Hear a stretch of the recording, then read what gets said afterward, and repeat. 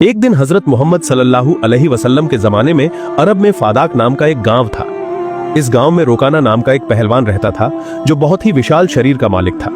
उस समय रोकाना सबसे ताकतवर पहलवान माना जाता था क्योंकि कुश्ती में उसके साथ कोई भी मुकाबला नहीं कर पाता था। सभी लोग उसके सामने हार जाते थे। उस समय अरब में रोकाना को सबसे मजबूत इंसान के तौर पर जाना जाता था। एक दिन रोकाना अपने गांव के लोगों के साथ कुश्ती के बारे में कुछ चर्चा कर रहा था। तभी वहां एक आदमी आया और सभी को संबोधित करते हुए बोला, क्या तुम जानते हो कि मक्का में एक नबी आए हैं जिनका नाम मोहम्मद सल्लल्लाहु अलैहि वसल्लम है और वो अल्लाह के भेजे हुए रसूल हैं और उन पर आसमानी किताब कुरान नाजिल हुई है। उनकी बातें सुनकर सब लोग झुंड में इस्लाम धर्म अपना रहे हैं। कहते हैं कि वो कई जादू भी जानते हैं। उनकी बातें सुनकर लोगों ने कहा, तो फिर हमें तो उनके साथ एक बार मिलना चाहिए। थोड़ी देर बाद रुकाना ने कहा, अगर वो सच में अल्लाह के भेजे हुए रसूल हैं तो मुझे तो उनके साथ कुश्ती लड़नी होगी और मुझे उन्हें उस कुश्ती में हराना पड़ेगा। इसी सोच में था रुकाना। पहलवान वहां से सीधे अपने घर चला गया। रुकाना का एक बेटा था जिसका नाम यजीद था। वह भी अपने पिता की तरह बहुत मजबूत पहलवान था और उसने कभी भी किसी कुश्ती में हार नहीं मानी। रुकाना ने अपने बेटे से कहा, मैंने लोगों के मुंह से सुना है कि मक्का में मोहम्मद सल्लल्लाहु अलैहि वसल्लम नाम का एक आदमी है जो बहुत बड़ा जादूगर है। इसलिए मैं सोच रहा हूं कि मक्का जाकर उससे मिलूंगा और उसके साथ कुश्ती करूंगा। रुकाना की बात सुनकर उसके बेटे यजीद ने कहा, बाबा, मैं भी तुम्हारे साथ मक्का जाऊंगा। मैं भी देखना चाहता हूं वह असल में कौन है। फिर एक दिन रुकाना और उसका बेटा याजिद मोहम्मद सल्लल्लाहु अलैहि वसल्लम से मिलने के लिए मक्का की ओर निकल पड़े। कुछ दिनों तक सफर करने के बाद वो विशाल रेगिस्तान पार करते हुए मक्का पहुंच गए। लेकिन मक्का पहुंचने के बाद रुकाना ने देखा कि उसके मन में एक अजीब सी शांति महसूस हो रही है और उसे यह भी समझ में आया कि मक्का के लोगों के चेहरे पर एक अलग सी रौनक है।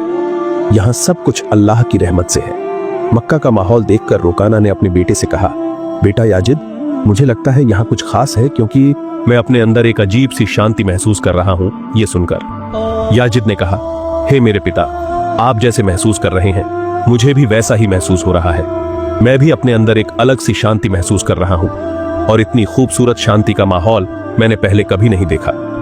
वहीं एक जगह उन्होंने कुछ लोगों को देखा तो दोनों वहां चले गए। रुकाना ने उनसे पूछा, अच्छा, क्या तुम बता सकते हो कि मोहम्मद सल्लल्लाहु अलैहि वसल्लम को कहां पाया जा सकता है? तब लोगों ने कहा, आप कौन हैं और कहां से आए हैं? तब रुकाना ने कहा, मैं एक हूं और मेरा नाम रुकाना है। हम फादा गांव के रहने वाले हैं। तब लोगों ने बताया कि मोहम्मद सल्लल्लाहु अलैहि वसल्लम हमारे नबी हैं, वो अल्लाह के भेजे हुए रसूल हैं और अब वो मस्जिद में हैं। फिर रुकाना और उसका बेटा मस्जिद की तरफ चल पड़े। मस्जिद में दाखिल होकर रुकाना ने देखा कि एक बुजुर्ग व्यक्ति बैठे हैं। उनके चेहरे पर एक दिल को छू लेने वाली मुस्कान थी, जैसे वो सबका स्वागत कर रहे हों।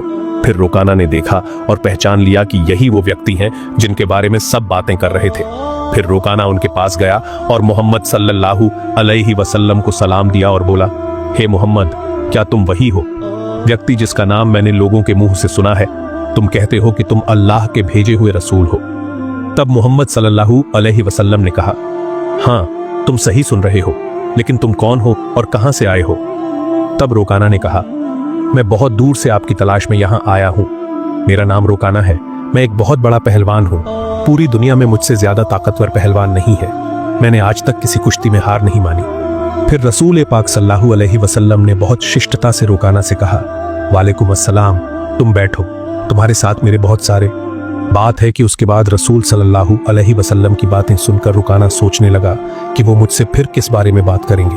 फिर रसूल सल्लल्लाहु अलैहि वसल्लम ने उसे इस्लाम की दावत देते हुए कहा, जो कि अल्लाह रब्बुल आलमीन ने रसूल पाक सल्लल्लाहु अलैहि वसल्लम को सभी को इस्लाम की दावत देने का जिम्मा दिया है। इसी के मुताबिक रुकाना को भी दावत देने के इरादे से कहा, हे रुकाना, तुम अल्लाह से डरो। तुम्हारे शरीर में जो ताकत है वो उसी ने दी है।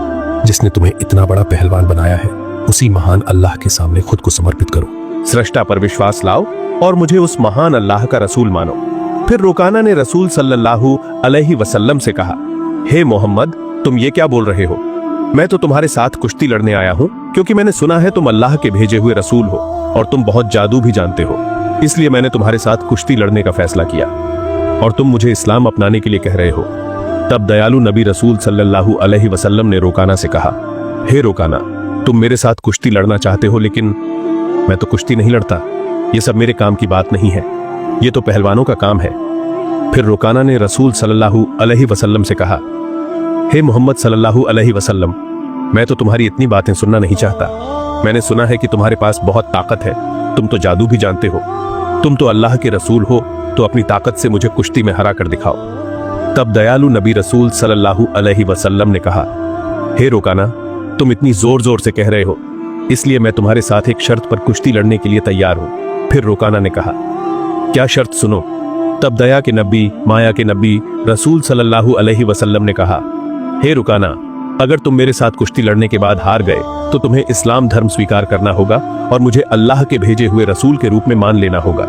इसके बाद रुकाना सोचने लगा, ये मामूली सा एक हुजूर मुझे हरा देगा, जिसकी मेरी तरह चौड़ी छाती नहीं है, मेरी तरह इतनी ताकत भी नहीं है।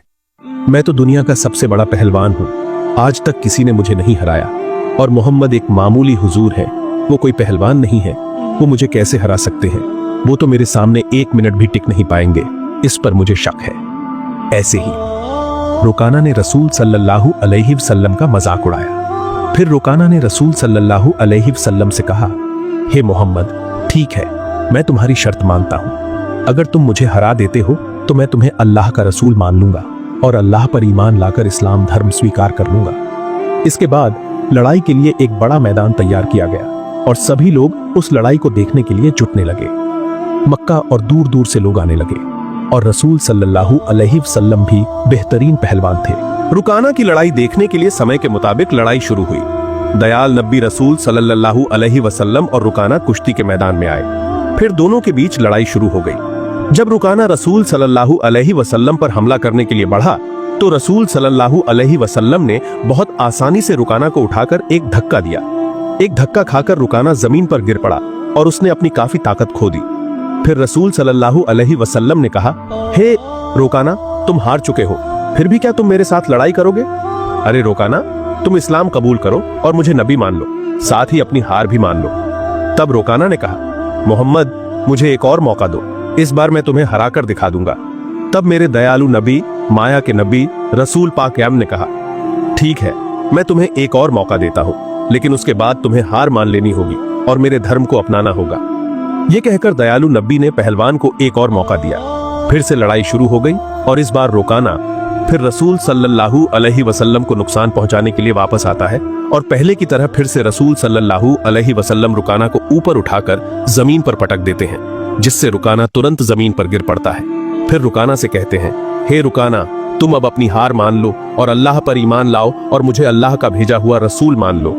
लेकिन तब भी रुकाना अपनी हार मानने के लिए तैयार नहीं था, क्योंकि उसे ये यकीन नहीं था कि वो एक साधारण हुजूर के हाथों हार जाएगा, जबकि वो खुद एक पहलवान था जिसने कभी किसी कुश्तीबाज को नहीं हराया था। जो कि कोई पहलवान नहीं था, वो रुकाना अपनी हार को किसी भी तरह से मानने के लिए तैयार नहीं था। इसलिए रुकाना ने फिर से रसूल से गुजारिश की कि उसे एक और मौका दिया जाए, और हमारे नबी तो रहम के नबी हैं, जो इस्लाम के लिए हजारों मौके देने के लिए तैयार थे। तो रसूल ने कहा, ठीक है रुकाना, मैं तुम्हें एक और मौका दे रहा हूं, लेकिन इस बार अगर तुम हार गए तो तुम्हें मेरी शर्त माननी होगी। फिर से लड़ाई शुरू हो गई। इस बार रुकाना ने अपने शरीर की सारी ताकत लगाकर रसूल पर हमला किया, लेकिन वो रसूल सल्लल्लाहु अलैहि वसल्लम के सामने आते ही रसूल सल्लल्लाहु अलैहि वसल्लम ने उसे ऊपर उठाकर एक धक्का दिया, जिससे रुकाना जमीन पर गिर पड़ा और वो उठ नहीं सका, सारी ताकत हार गया। तब उसे समझ में आया कि मोहम्मद सल्लल्लाहु अलैहि वसल्लम कोई आम इंसान नहीं है, बल्कि अल्लाह के भेजे हुए रसूल हैं और इस्लाम सबसे बेहतरीन धर्म है। फिर रुकाना ने रसूल सल्लल्लाहु अलैहि वसल्लम से कहा, हे अल्लाह के नबी, मैं समझ गया हूं कि आप सच में अल्लाह के रसूल हैं और आपका धर्म सबसे बेहतरीन है। मैं आपको नबी के रूप में स्वीकार करता हूं और मैं महान अल्लाह का। हर बार जब मैं ईमान लाता हूं तब हजरत मोहम्मद सल्लल्लाहु अलैहि वसल्लम कहते हैं, अब तुम समझ गए हो, असल में हम कभी भी मजबूत नहीं होते। अल्लाह की इच्छा से मैंने आज तुम्हें हरा दिया है और अल्लाह की इच्छा से तुम आज इतने बड़े पहलवान बन गए हो। अगर अल्लाह नहीं चाहते तो मैं तुम्हें कभी भी नहीं हरा पाता। उन्होंने मुझे इतनी ताकत दी है कि तुम आज मेरे जैसे एक साधारण हुजूर के सामने हार गए हो। रसूल सल्लल्लाहु अलैहि वसल्लम की ये बातें सुनकर रुकाना तुरंत इस्लाम धर्म कबूल कर लेता है। ये घटना हजरत मोहम्मद सल्लल्लाहु अलैहि वसल्लम की महानता को दर्शाती है। ओ मोजेजा एक जिंदा सबूत था। फिर जब रुकाना ने हजरत सल्लल्लाहु अलैहि वसल्लम के सामने आत्मसमर्पण किया और इस्लाम कबूल कर लिया, तो उसका बेटा यजीद, जो खुद एक मशहूर पहलवान था, अपने पिता की इस हार को मानने के लिए तैयार नहीं था। उसे गहरा आत्मविश्वास था जो हजरत रसूल सल्लल्लाहु अलैहि वसल्लम को चुनौती देने पर मजबूर कर रहा था। यजीद जवानी के उत्साह और अपने पिता की हार के गम में रसूल के सामने खड़ा होकर बोला, हे मोहम्मद, आपने मेरे पिता को कुश्ती में हराकर साबित कर दिया कि आप एक असाधारण इंसान हैं। मैं आपकी ताकत का अंदाजा नहीं लगा सका। क्या आप मेरे साथ कुश्ती लड़ेंगे? हुजूर, यजीद की आंखों में देखते हुए उन्होंने उसका चैलेंज स्वीकार कर लिया, क्योंकि उन्हें पता था कि यजीद के मन में अब शक है, इसलिए उसे ईमान की रोशनी की जरूरत थी। फिर यजीद ने इस लड़ाई के लिए खुद को तैयार किया, क्योंकि वह भी अपने पिता की तरह ताकतवर था और उसने कभी किसी के सामने हार नहीं मानी। यजीद ने मन ही मन सोचा कि वह मोहम्मद सल्लल्लाहु अलैहि वसल्लम को हराकर अपने पिता की हार का बदला लेगा और अपने वंश का सिर ऊंचा करेगा। फिर जब कुश्ती शुरू हुई तो यजीद ने अपनी सारी ताकत लगा दी। हजरत मोहम्मद सल्लल्लाहु अलैहि वसल्लम पर हमला किया गया, लेकिन रसूल ने हर एक वार को आसानी से रोक दिया। वो हैरान रह गया, उसे यकीन नहीं हो रहा था कि ये कैसे मुमकिन है। हजूर ने उसे एक मौका दिया ताकि वो अपनी पूरी ताकत लगा सके। आजम मक्का ने तेजी से रसूल को याजिद को जमीन पर फेंक दिया। याजिद का पेट जमीन से इतनी जोर से टकराया कि उसे लगा जैसे उसकी हड्डियां टूट गई हैं। याजिद फिर से उठने की कोशिश करने लगा, लेकिन उसके पैरों में ताकत नहीं थी। उसने हजूर की तरफ देखा, उसके चेहरे पर एक सुकून भरी मुस्कान थी। फिर रसूल ने याजिद का हाथ पकड़कर कहा, ओ याजिद, तुम एक बहादुर नौजवान हो, लेकिन याद रखना, असली ताकत अल्लाह रब्बुल आलमीन के हाथ में है। आज तुमने अपनी आंखों से देख लिया है कि अल्लाह रब्बुल आलमीन ने अपने नबी को कितनी ताकत दी है। क्या तुम्हारे मन में अब भी कोई शक बाकी है?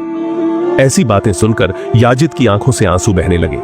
उसने हजूर के सामने आत्मसमर्पण करते हुए कहा, हे अल्लाह के रसूल, मैंने आज अपने जीवन का सबसे बड़ा सबक सीखा है। मैं गवाही देता हूं कि अल्लाह के अलावा कोई माबूद नहीं है और मोहम्मद सल्लल्लाहु अलैहि वसल्लम अल्लाह के सच्चे रसूल। मैं आपको बताना चाहता हूं कि इसके बाद रुकाना और उसके बेटे के इस्लाम स्वीकार करने की खबर पूरे अरब में फैल गई। इस घटना के कुछ दिन बाद मदीना का एक गैर मुस्लिम युवक नबी हजरत मोहम्मद सल्लल्लाहु अलैहि वसल्लम के पास एक अपमानजनक सवाल लेकर आया। उसने कहा, हे मोहम्मद, क्या आपने दावा किया है कि आप अल्लाह की ओर से भेजे गए एक नबी हैं, और क्या आपके पास अल्लाह की तरफ से कोई वाणी भी आती है?